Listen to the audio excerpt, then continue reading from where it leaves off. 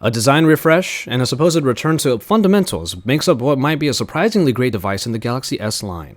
It's Joshua Vergara from Android Authority. What's going on, everybody? And this is the Samsung Galaxy S6. The latest in the Galaxy S line has quite a few issues to address, and it all starts in design. Okay, let's get it out of the way before we move on. Yes, there are some obvious design influences here, but there is just enough in the Galaxy S6 to reassure the user that it is still a Samsung device through and through. Samsung learned from the Galaxy Note 4 and the Alpha phones after it that a metal construction is definitely the way to go, though the dual glass panels still feel quite like the departure from what we expected to be a pretty plastic device in previous iterations. The metal rim has a subtle taper to its edges, influenced by the frame of the Galaxy Note 4, and the various colors of this phone benefit from a translucence that gives the colors a bit more character than just being plainly on the device. Samsung's iconic button layout returns as well, bringing the tactile home button up front, flanked by the recent apps and back capacitive keys. And the fingerprint scanner on the power button is now a press version rather than the swipe editions from before. The charging port and the headphone jack are on the bottom together now, with the speaker grill that has been brought away from the back this time. Move around to the back, and you'll notice that there is nothing to remove. All you really get is a camera optic package that protrudes out quite a bit, which might not be great for people who slide their phones on tables, for example. But no, there is definitely no removable backing, as this unibody design also makes it expandable storage and replaceable batteries no longer an option. What is most striking about the phone's design is noticed once you get it into your hand. The 5.1-inch display keeps the phone from being too big, but a very noticeable thinness and lightness greatly helps as well. What results is one of the most comfortable feeling experiences in a Galaxy S flagship since perhaps the S3 or the S4. The metallic frame is of course a very welcome change that shows how Samsung is looking to improve their design. For many users, this might be the first great-looking Samsung device since their older Pebble design was first introduced in the S3. And I'm inclined to agree, as the design choices in the S6 are not only striking, but ergonomically sound in a way that has come as a bit of a surprise. The 5.1-inch screen on the Galaxy S6 is a very powerful one. At this size, we are now getting a Quad HD Super AMOLED display that rocks 577 pixels per inch. All that pixel density is sure to make media consumption quite great, backed by the highly colorful AMOLED display that we've come to expect from Samsung.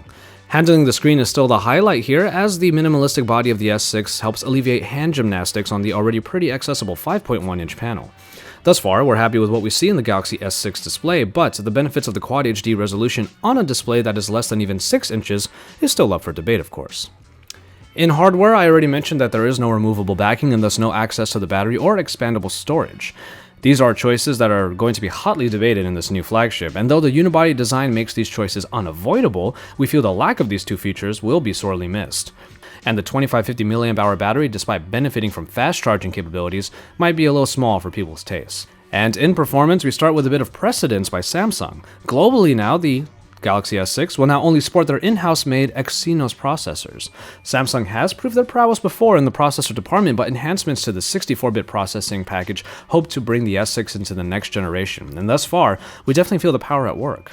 In a time when scrutiny in user interface experience is at its all-time highest, paying acute attention to the updated TouchWiz is something we could not help doing. And in this somewhat dialed-back Lollipop version of TouchWiz, we're quite surprised at how well it was able to get through its elements despite all of the features that may have returned or were added to the experience.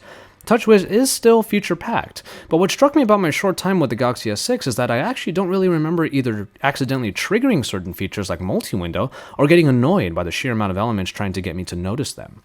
A dialed-back TouchWiz, though it is still a bit too colorful like before, actually seems to be what we're getting here. Transitions in and out of applications, messing with the recent app screen, and especially the ability to bring up the camera in fractions of a second with just a double tap of the home button all show just how fast this version of TouchWiz is. And it's yet another little surprise in our time with the Galaxy S6. Speaking of the camera, we can now get to it, and its enhancements will really be put to task once we get our hands on a review unit, but the spec sheet is pretty compelling. A 16-megapixel rear-facing camera is now backed by a 5-megapixel front-facing camera, and both benefit from a quite low f1.9 aperture for good low-light performance. Auto Live HDR is also found on both cameras, so getting compelling pictures from the Smart OIS-powered rear camera or the occasional self-portrait from the front should yield some high-quality shots. We don't have any picture examples to show you just yet, but we will definitely be looking at picture quality when we have a chance to. That said, the interface is pretty simple to get around this time, with the mode selector easily showing you different ways you can use the optics. My personal favorite, and what I will be using quite often, is the full manual mode that includes manual focus. A much better alternative to the selective focus mode in my opinion. But a bit like the TouchWiz interface in general this time around, the camera interface shows buttons for what is essential for easy access, and then gets out of the way until the user activates the extras. And that's a step in the right direction. And so, there you have it, the first look at the Samsung Galaxy S6. We came to Samsung not knowing quite what to expect and left honestly a bit surprised at what we held and experienced. And you know what? That's a pretty good thing. It seems Samsung is making the main steps in the right direction in design, performance, and in the camera, but it remains a bummer that crucial parts of the hardware experience had to be sacrificed in order to make those enhancements happen. We won't know if the full experience is all it's cracked up to be until we get our hands on a full review unit. And the surprising part is that we can't wait to get to do that in the coming weeks. Keep it tuned to Android Authority for all of the best coverage here as we report to you live from the Mobile World Congress 2015 in Barcelona, Spain.